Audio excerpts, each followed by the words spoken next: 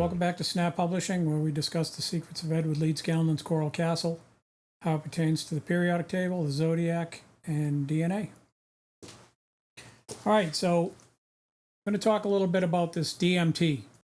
DMT, serotonergic, something that affects your brain serotonin neurotransmitter system, involving mood regulation, sleep, appetite, and other functions. It's a hallucinogen found naturally in plants and animals. It's used as a psychedelic drug and for ritualistic purposes as an entheogen, from the Greek word full of God or to come into being. And entheogen is drug used for spiritual, religious reasons or for altered states, to achieve altered states. So in my opinion, because when you talk about other people's works, you don't want to come off factual. It's based in my interpretation. But DMT, when you see it in different movies, one of them is, like I mentioned earlier, Kwai Chang Caine from Kung Fu. You notice his name is Kwai, Chang, and Caine, right? The letter Q kind of has a K sound to it, doesn't it? Yes, it does. Like I say, remember, I'm saying this in my opinion. Can't prove any of this. But this goes into KKK, Knights of the Golden Circle, the Knights of the Round Table. They're all connected. It's the same origin. Okay, Kwai Chang Caine. And notice the guy's name is Cain. Who killed his brother? Cain killed Abel. KKK, I've already talked about it. Kill, kill, kill. Japanese in World War II, Tora, Tora, Tora. That's attack, attack, attack. Okay, and that, by the way, is 3 T's. We'll get into that. But in the Matrix, you got these 3 friends, DMT, Dozer, Mouse, and Trinity. Hollywood just keeps throwing these little things out there, and it's found. You can take my word for it and go out there, and you'll notice it yourself. Now that I've explained this to you, you'll find places that I have not noticed yet. But Kwai Chang Caine had the tattoos of what? The D and the T, dragon and tiger. He was the man. D, dragon, man, Kwai Chang Caine, tiger. You see the connection? Yeah. Say, oh, you suffer from pareidolia. Oh, you're making this stuff up. Okay. Keep thinking that way, as we'll get into, once again, the hero's journey. But this source code, the script for all movies, the theme behind all famous books, and all this music, all the top songs that you listen to, this is playing behind the scenes. This is the layering. In order to get that movie script passed, okay, before a big production company will take it, you have to have multiple layers to your storyline. If you write a surface-only story, they're going to throw it right in the trash. There's no depth to your whole concept. When you have that depth and that layering, you are very interesting. Okay? So this hero's journey, we see, like in that book I told you, The Writer's Journey by Chris Vogler.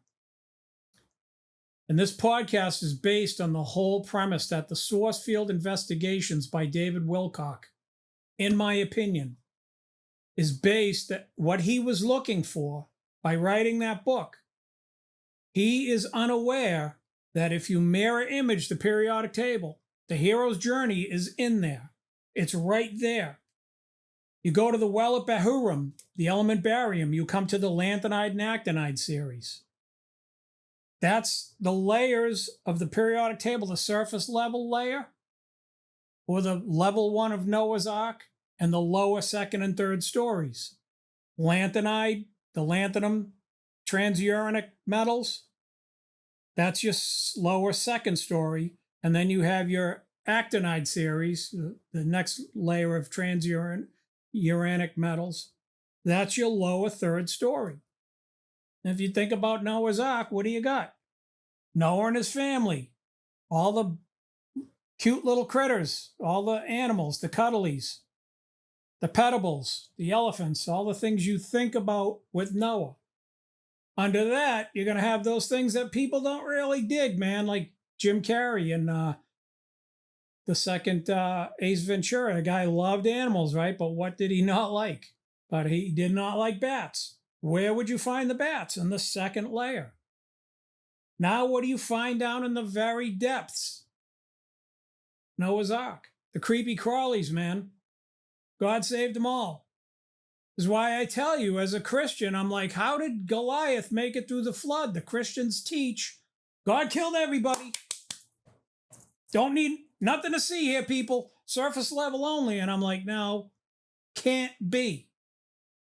If Noah's blood was pure, like the people of royal bloodlines like to tell you, or these families that came from these very religious backgrounds who can trace their lineage, they're obsessed with this. Oh, we got to be of the bloodline that God's only going to save these people. And then there's that religious group out there. I call them Jehovah's Nitwits. Oh, they're only going to save 144,000 of us. Well, guess what? Their numbers grew and they surpassed the 144 mark. There were more than 144,000 of them. And they're like, hey, the original premise of this whole religion was God was only going to save 144,000 people. What do we do now? Because people are stupid. It's not hard. God can literally raise up a new generation from the rocks. Right? We see that today where they're finding inorganic DNA in meteorite fragments. So there again, another Bible scripture where God literally said, Jesus said, I can raise up a whole new generation with these rocks right here. Way ahead of his time. Nobody ever dreamt that they would find DNA in rocks. But anyway, I want to get on that rabbit hole. So the source code that David Wilcock was seeking is the whole Bible narrative in the form of the periodic table mirror imaged. Once you realize, wow, that's the floor plan of King Solomon's temple. That's a universal thing. No need to build the temple. We already have it. Anyone can get it. It's free. But we're going to build that temple anyway, right? Because we have to screw things up for God to come in and fix them. This whole, where we're headed right now, the second coming of Jesus, when the Messiah shows up as a military dictator, this time around, he will show up like the Hebrew people wanted him to in the first place. They rejected the hippie. They rejected the man of peace with the message of peace. This time around, when he shows up, there's going to be no fooling around. But the first version of it is a fake one. Why? Because all these world governments, these secret esoteric orders, these pure bloodline people are convinced that they're the main focus of this whole exercise. And God is going to let them fall flat on their face. And they're going to get to the point where, same thing Hitler did when he had that gun to his head. And he's like, how did I get here? Hey, you answered your own question when you said, yeah, I read the Bible. I had no use for it. The first thing the Bible teaches you is don't screw with God's people.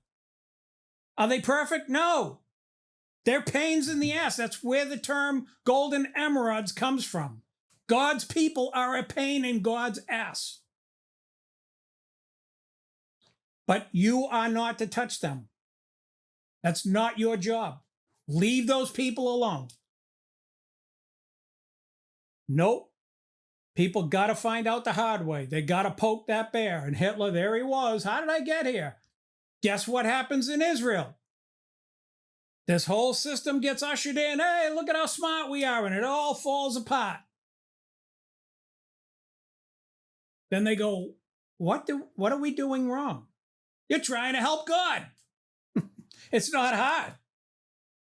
And God's like, okay, you guys messed up. Get up. We'll dust you off. Oh, poor baby. Burp, burp. And the second time around is when they begin to realize, oh, boink.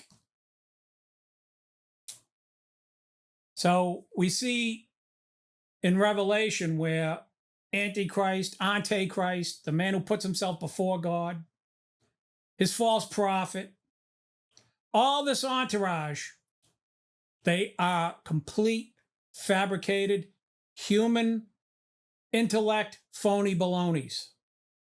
And the real God has to come step in and fix this whole mess. It's how it always happens. But I'm going to move on. One of the reasons for this video is I stress over and over again the purpose of DMT, the drug.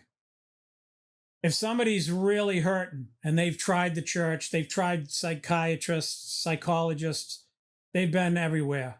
Their back is to the wall. They are suicidal or they will hurt other people. Yeah, they should go through the treatment. But I stress a life well lived because your body will let it off naturally. And that's not really being spoken too much of these days.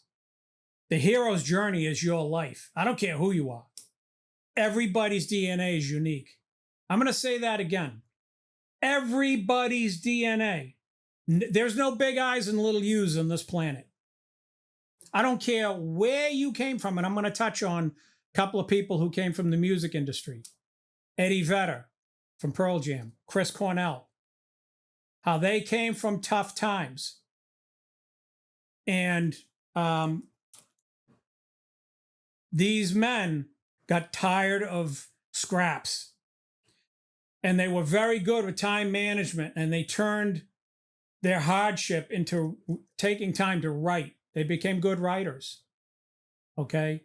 But we'll touch on that in a little further down the road. But I am for not using DMT as a crutch. You're trying to jump over your classmates and say, well, I really don't want to go out and try. I don't want to go to college, don't want to go to military. Everything I do, I fall flat in my face. So I'll just go to a shaman and go through the treatment. I think that's really wrong. And I don't think it's going to help you. I honestly don't. You're going to become a drug addict. That's what a lot of people end up in that situation. Now, then you got these intellectuals like Graham Hancock, who has done it. They've been through these processes, whatever, these centers and done it. And for them, it's a life-changing experience. But honestly, I don't think the man needed it. His life is very well lived, but I'm not here to tell him what to do. I'm here and he's way more advanced than me. But people look at guys like that and they say, oh yeah, I want to be like that. Don't think that way. That's like looking at that guy on the Harley who can do wheel stands. Yeah, don't try to be that guy. I grew up with 100 people I knew could ride Harley Davidsons, and all of them were good. But there was only one guy, Peter. He could ride a wheel stand just like he was riding the bike on two wheels. Yeah, don't try to be like Peter. That's a special kind of person. What you want to be is the best version of you that you can. And the reason people don't want to do this is failure. They're not good at failing. And they really suck at identifying when they've succeeded. Because they're so beat down and so used to beating the crap out of themselves, they don't even realize when they've succeeded. That was me. So anyway, let me push on here. You want to seek DMT through the body's natural means by hard work and falling down and getting back up. Through seeking wisdom in all things and knowing about the hero's journey in the first place. This is a very important point.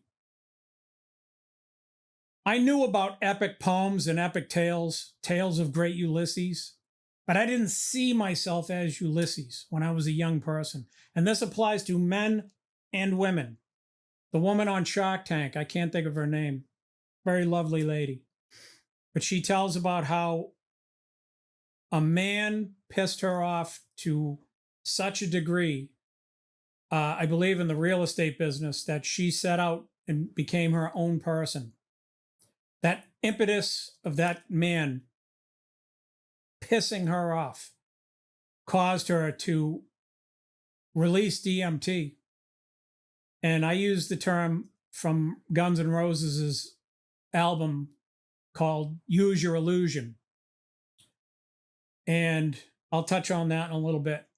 But that anger stimulated good growth. There's bad anger. She could have done evil stuff.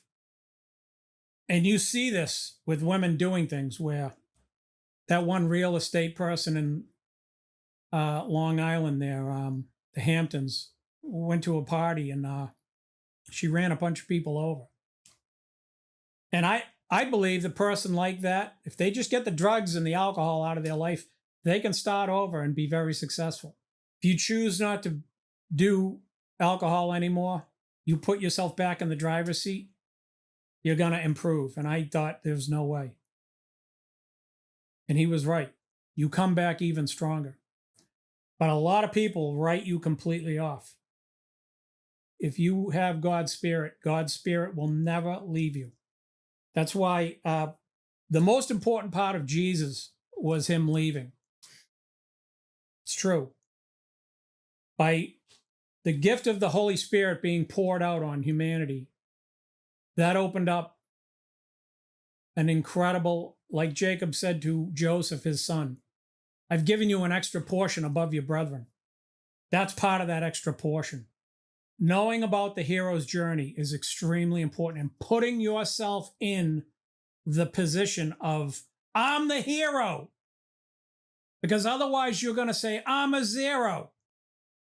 And you have to get that mental block out of your head. Like I say, I talk about Eddie Vedder and how one of his teachers pissed him off.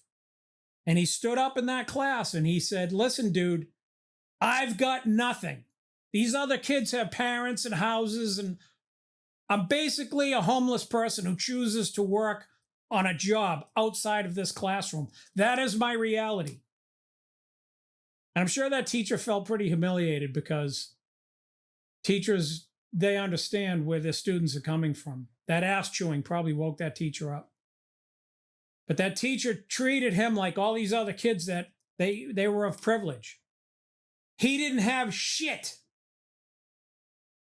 And when he went into school, he already came from work. And when he got off school, he was going to work. That's hard, man. In high school. So, and then you read about Chris Cornell.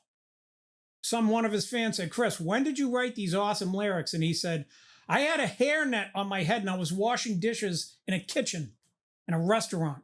I was losing my mind. I was miserable. But he took time to write on wet pieces of paper. And he wrote some of his best songs at the worst point in his life. So at some point, you have to use your illusion. You got to cut calling yourself a loser out of the equation. You have to realize it's hard when you're the hero. Yeah, it is. You can't be dull-minded. You can't go through life dull-minded anymore. You got to sharpen that pencil, man. All right, so let me move on here. I'm going to get into testosterone, because I talked about, by the way, both these books, Patrick Bet David, Next 5 Moves, both these books, pick them up, put them on the Kindle. I have both. I got Kindle and he gets into the anger and the importance of having the right type and the dangers of having the wrong type. The right type always ends up causing you to go this way. The bad type, you're going to go this way. That initial jolt that you get comes from testosterone. And testosterone is in the Bible. You just don't recognize it till somebody smacks you in the head and they say, hey, this is what this is talking about. Like Queen Esther. It's where we get the word estrogen. Her name is connected to that. Who was she replacing? Vashti, right? You could call it Vag-T. This is femininity replacing masculine, female, dominant behavior. The first chick stopped listening to the husband, the king. He was looking for something different. We'll not go down that path. We've already pretty much covered that anyway, but if you look up testicle, it comes from the Latin witness, bearing witness. Because a man, when he produces a child, that is his witness that he is now a man. All right? In the sense that he can reproduce. It doesn't mean you're a man, because plenty of people have children that they're not men. They're still children. But it's a good step. It's part of it. But the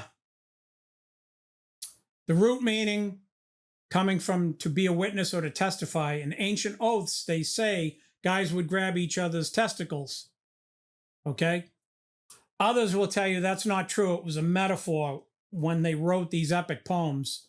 That was a written metaphor, meaning that moment, that was a serious oath that these two men took towards one another.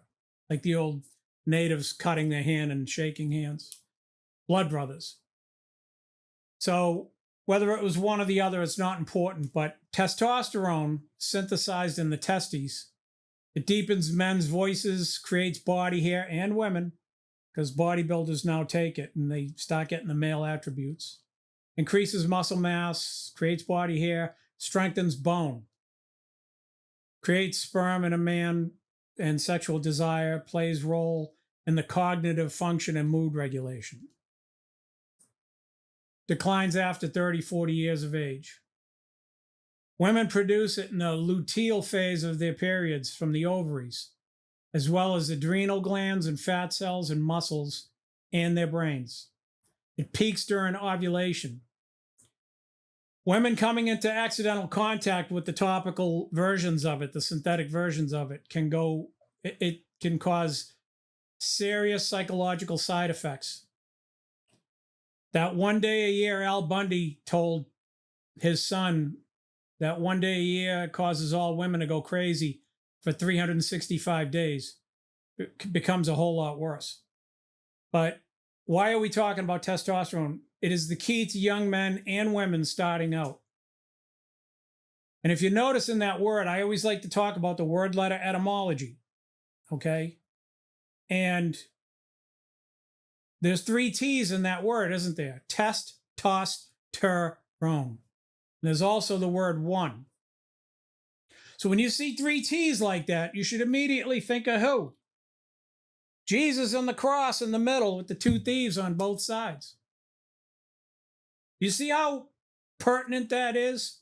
When you look at the spelling of a word and you read a book like this, where a guy he's probably coming up on $1 billion. Well, I don't like Patrick Bet-David. I don't care. I listen to people I don't like. I don't care about Jeff Bezos' political views. If he's dispensing business wisdom, I'm all ears, man. I don't shut that person out because I don't like them. I don't walk away. If I didn't like Patrick Bet-David, but I read that book or I started listening to what he's saying and it made sense, I'd have that book outlined, just like I do all books. But that book gets into the good testosterone, the bad testosterone. You got to be Jesus hanging in the middle, the strong ox between 2 burdens, strong ass between 2 burdens. That was Issachar, I believe. Jacob's son Issachar was described as the strong ass between 2 burdens. And if you look at the word letter etymology of that name, Issachar, you reverse the writing of it. It spells ass backwards chair. Won't get into it. Might have already covered it. There's another word with one in it, and that's loneliness. So you've gone from testosterone, the triple T in the one, the neo, Neo, O-N-E. There's this word lonely. L plus 1 plus L-I plus ness. You say, why would you bring that up? Look at the spelling.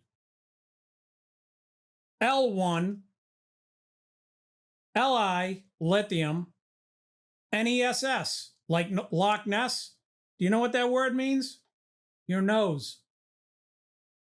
Loch, nose. That area was like a land and a body of water resembled a nose. And I've already talked about in Job 41:18, chapter 41, verse 18, talks about Leviathan's neesings. That's him sneezing.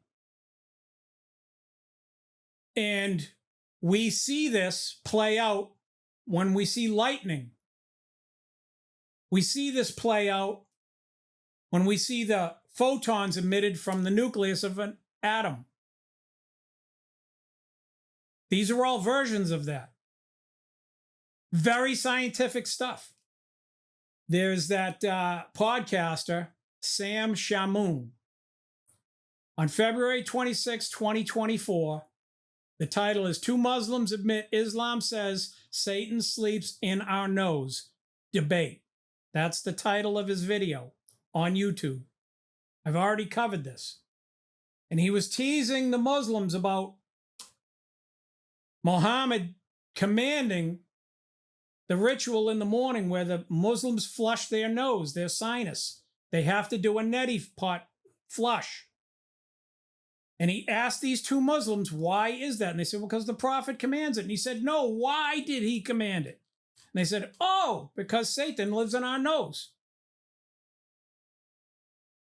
And people say, that's stupid. What an ass backwards religion. No. When you realize the origin of that culture goes way back.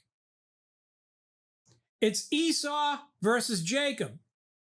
It's Ishmael versus Isaac. Wherever you have the this, you have the that. You got the Ephraim, you're going to have the Manasseh. You got the Rachel, you're going to have the Leah. So you got the Isaac, you got the Ishmael. Who are the Ishmaelites? Who are the descendants of Ishmael? The same type of people that Esau was. Yeah, but Esau was Hebrew. He represents the same half.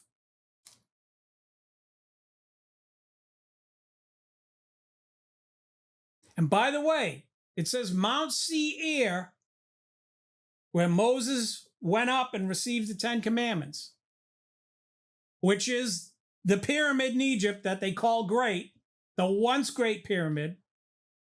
But there's also another Mount Seir. It means see in infrared.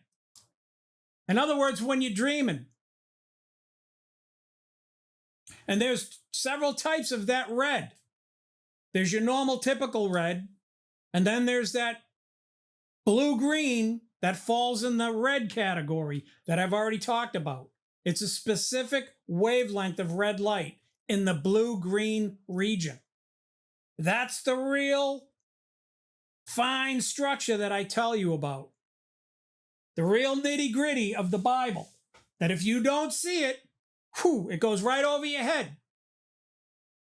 So Mount C in infrared, Mount Seir, people were called seers back in the day. Oh, he sees, he has visions. He dreams dreams.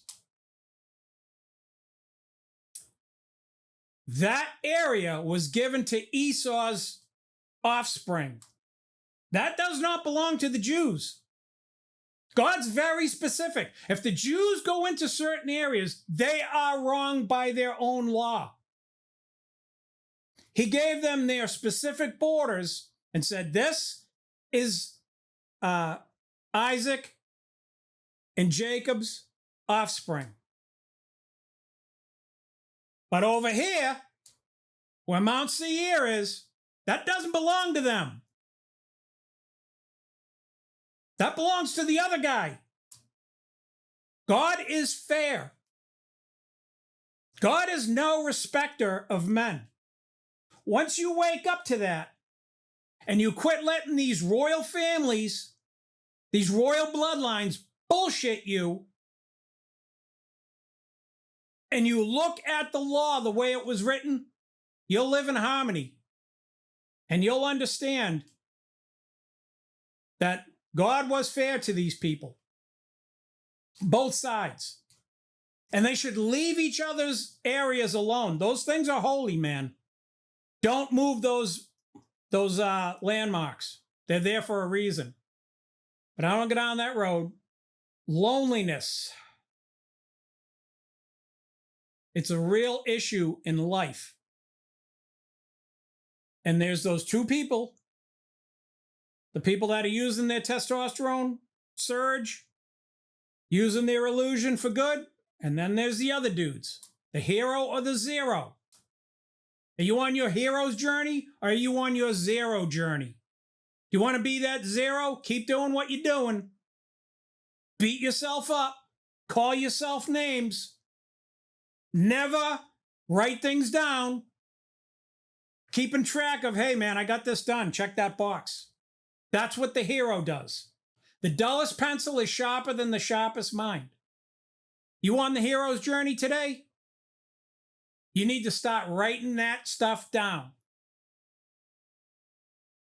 I put it in my little notes in my phone, but I got five subject notebooks right over my left shoulder. Where my Mr. Editor, when he was a kid, one of his is up there. He's goal-oriented. I raised him that way. I gave 5 subject notebooks to all my nephews and nieces, and shame on them if they don't have them anymore.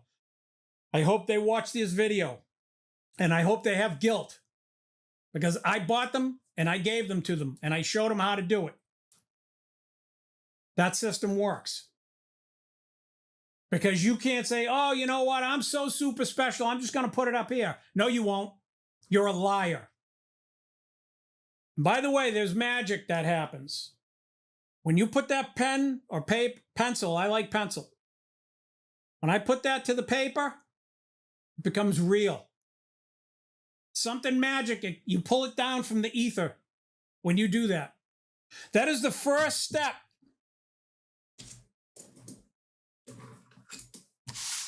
Doing this is the first step to bringing your dreams into reality.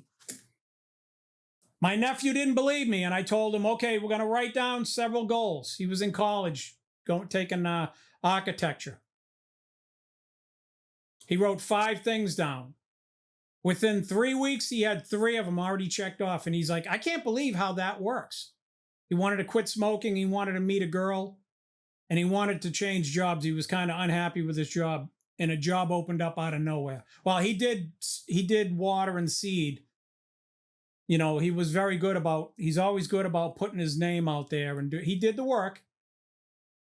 But all of a sudden he met a girl. She said, I don't like people who smoke. He was so into her, he threw them cigarettes and said, I didn't even look back. Dummy started back up, but I won't get into it. Of course, he left the girl. But then the job opens up. So that's like 3 out of 5 right there. And those were the big 3. Those were the ones he said, I'm going to do it, Uncle, but I don't have the faith that you have. And when it happened, within 3 weeks, he was like, you aren't going to believe this. I go, yes, I do. You took it out of the nothing and you put it onto something. How can it not come to fruition? You're actively writing steps down to get things done. That's the hero's journey. You're done being the loser. You're now Eddie Vedder of Pearl Jam, not Eddie Vedder who's all jammed up. You're Chris Cornell, world famous musician. Not, hey, Chris, got a bus table 4. All right, I'll be right there. Chris, you got to take out the trash. Yeah, I see it.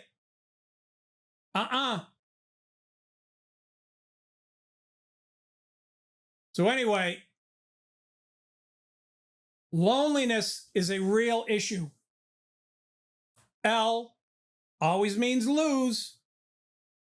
1. Lithium, always bad. That's Eve's part of the periodic table. Eve and Shiva. Or Inanna. Go look up Inanna. She's not a good-looking person. Because she represents Eve before she was forgiven. Shiva, the goddess of death. And who's her partner? If lithium is Lilith, who's beryllium right next to her? That's her little man buddy. You always have the 2. Got Adam, you got Eve. You got Shiva, you got Kali. Alkali earth metals. Loneliness. Lonely nose. Lose, nose, lithium, 1. Or lose 1, lithium, nose. That is the actual, if you look at loneliness, the breakdown of the word letter etymology. L for lose. The Beatles wrote Eleanor Rigby in '66 in their Revolver album. There's an interesting backdrop on that. It's a fictitious name, but it's based on an actual person Paul McCartney met. And I don't want to get into it. You can look it up. But Elijah in his cave touches on this universal issue we all have. And many believe that loneliness equals failure. Couldn't be further from the truth. When you join the Army, Navy, Air Force, Marines, you go to college, you take that real first step in your life, you're going to have these moments. A good friend of mine, teacher, great man, used to call it good listening weather. It's a good time to listen. It's very quiet. You're new, you don't have any friends. You're starting to cave in on yourself. Maybe you burned through your first test and failed. You missed a few classes, you got yelled at. You got failing grades and you're coming into finals. You got to remember, you left your family. That's a good thing. You got out of your comfort zone and you went over here to college. You went over to the military. You got stuck out on this lonely outpost. And now you think you're a loser. Couldn't be further from the truth. You're actually right where you put yourself. But when you come to these times in life, and there'll be many, and you feel lonely, you're not. You couldn't be. Anytime you feel that way, you're closer to God than you'll ever be. When you're down, when you're beat down, believe it or not, that's when you're the closest to God. But anyway, catch up on all your reading list. Always have a bunch of books. Paul was facing the lions, being fed to the lions, and he said the key to being quiet, right, is studying. Study to be quiet. In here, inner peace. Catch up on all the little things that you've been putting off. Apprentices in the IBEW are told if you can lean I got nothing to do. Then you can clean. There's always something to do. Catch up on your accounting. All the little foxes that you're so advanced now, man. I'm so super worldly. I'm well traveled. Oh, I'm so popular. And now, bam, loneliness. What do? Start reading. Check off your reading list. Great thing to do. Accounting, all the little stuff. Getting all your files in order. I just did that before I made this video. I had Mr. Editor helping me retitling some of these files that I can never find because my graphics designer is horrible at coming up with names for files. But anyway, anyone who's out there knows when they get a little depressed, they clean their surroundings. Unless you're a pig. But good people will always start cleaning. But then when they're done cleaning, they're like crickets chirping. They're climbing the walls. Maybe the power went out. Who knows? Whatever. They're in the military in an outpost. They're bored out of their minds. If you can lean, you can clean. Moving on. Good time to check off the goals list, too. By the way, Take Us to Little Foxes is Song of Solomon 2:15, chapter 2, verse 15. Turn your pareidolia, like Chris Cornell did. He turned his pareidolia into a pile of dolia, into rock and rollia. He used his illusion. Test is testicle and sterone, meaning steroid. 4-ring molecular structure, comes in 2 types, cortico for inflammation and anabolic for muscle growth. Little backdrop info for you. When you put yourself in tough situations, you got to fight your way out of, guess what? You produce testosterone and you step up your game. But when you're doing this, in the course of having done that, you end up in 1 Kings, chapter 19, verse 13. It's Elijah in his cave. And that's where the little still small voice, the SSV, begins to speak deep from within inside you. And it says, Elijah, what doeth thou here? Or what doeth thou here, Elijah? What are you doing here? Everybody thinks that. Everybody who gets the basic training, they all go, what have I done, man? Don't think that way. You're there because you put yourself there. Find shit to do. Read. Study. Goals. Do the fine things. Have that stuff ready to go.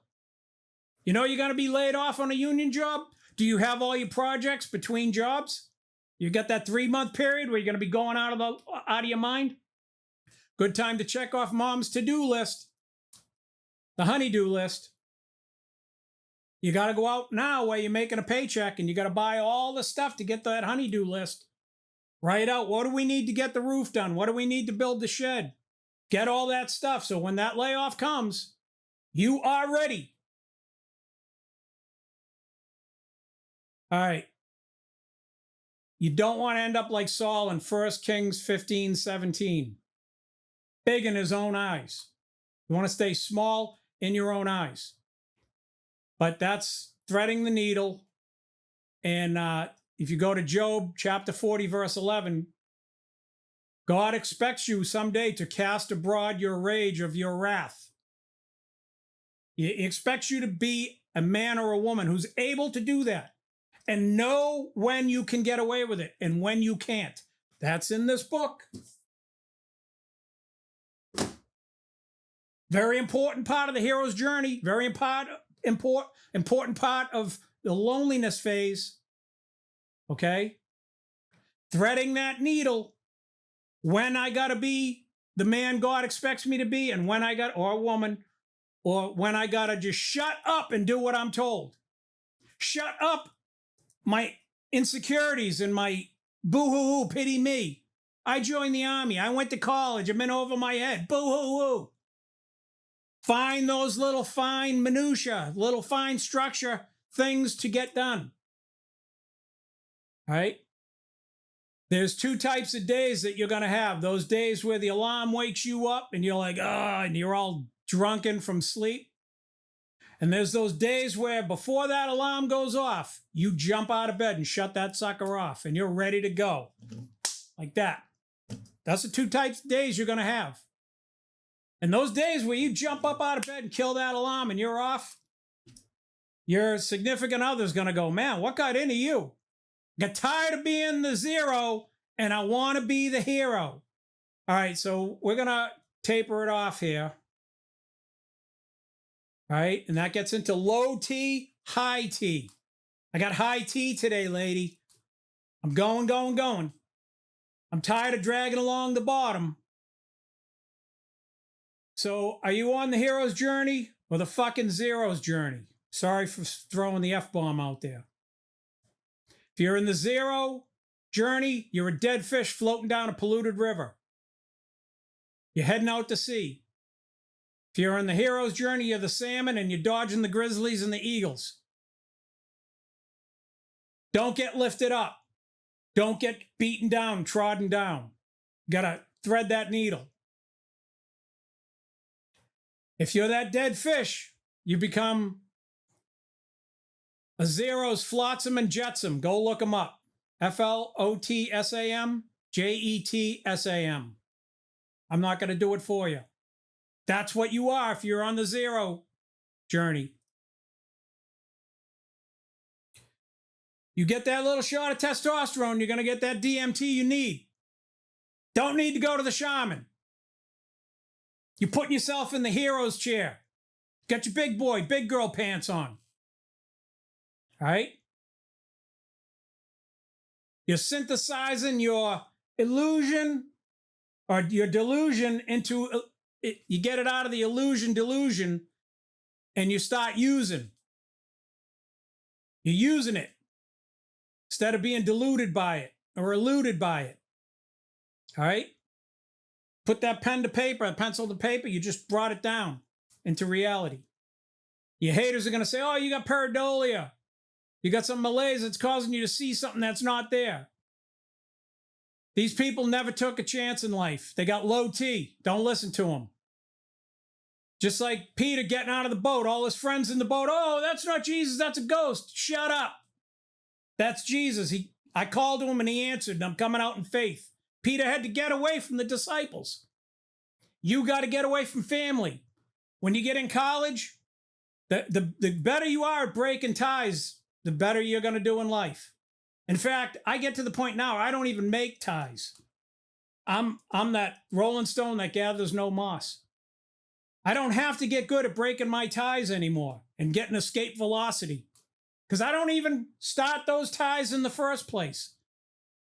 When I meet and greet people, I'm gone. I'm here, I'm gone.